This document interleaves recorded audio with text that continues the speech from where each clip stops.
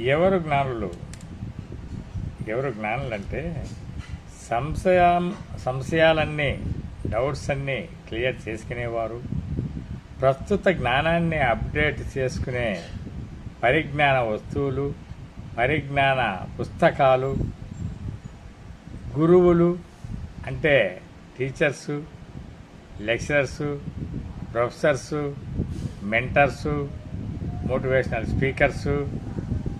అంతేకాదు, జ్ఞానాన్ని ఎవరైతే బోధిస్తారో, బోధన చేసేవాళ్ళు ప్రతి ఒక్కరూ గురువులే.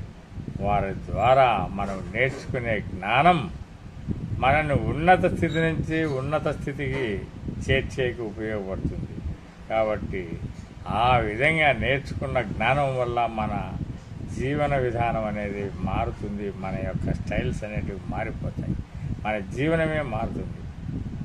అలాంటి వారంతా కూడా ఏమవుతారు? అదృష్టవంతులు.